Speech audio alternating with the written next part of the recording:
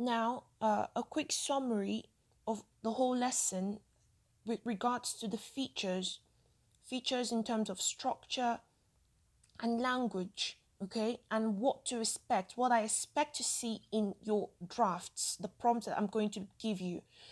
These are the things I expect to see. When I'm looking at your essay, I expect to see the use of visual aids, okay? I expect to see emboldened texts. I expect to see subheadings.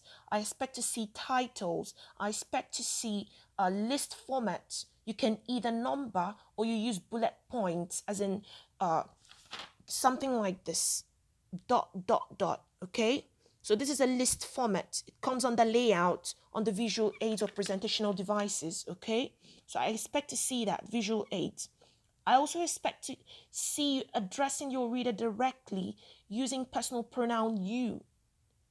You should speak only in the second person point of view. Okay, I expect to see this. Use pronouns you, your. Okay, now I don't want to see technical terms. Avoid them as much as possible. Use very straightforward, simple words.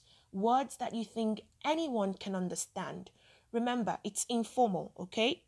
Now, don't give strict commands. You're giving advice, so definitely you're going to be telling them what to do, which comes under instruction. But you're not going to be writing it as a typical instruction text. You're not going to be beginning with imperative tenses, please. You're going to be expanding on the tips, the advice, the instruction you want to give them. And in my previous video, I talked about how to do this by using conditional sentences, introducing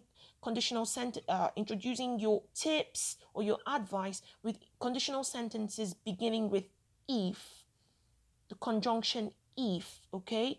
So instead of making it look like you're commanding them, it looks as if you're having a conversation with them. You're giving them a friendly tip, which they may or may not follow. It's up to them. So you use that conjunction if. So when it comes to that part of your essay where you'll be giving them actual tips on what to do now, on how to handle the problem, I expect to be seeing a lot of ifs, okay?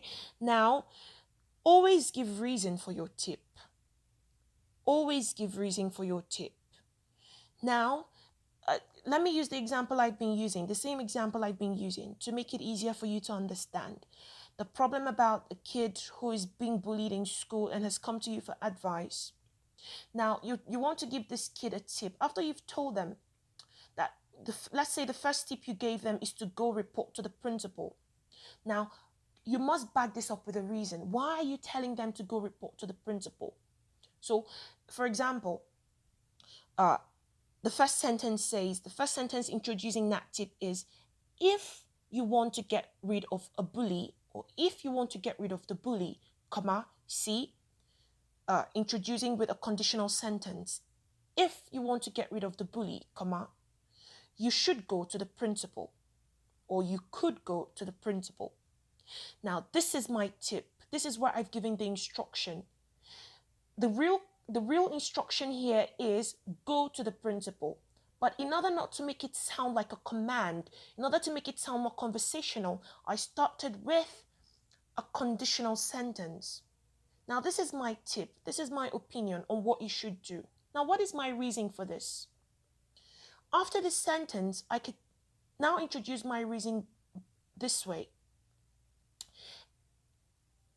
This is because the principal is in a position of authority and has the power to to call the bully to order, to discipline the bully, or even to punish the bully. See? So now let me put it together. My tip, my advice or opinion, plus my reason. Now it would be something like this. If you want to get rid of a bully, or if you want to deal with a bully, comma, you could go to the principal. Full stop. This is because the principal is in a position of authority and has the power to punish the bully and call them to order. Full stop. Now I've given my tip and I've backed it up with a reason. So for every tip you give, I want to see a reason for it. These are the things I'll be looking out for. Now, also, I want to see a lot of signposts and connectives. Begin every paragraph with a signpost. I want to see signposts everywhere.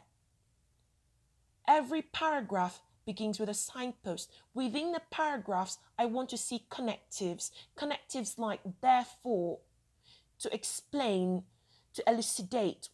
Phrases like this, I want to see them, okay? So signposts at the beginning of every paragraph and even transition words within paragraphs, all right?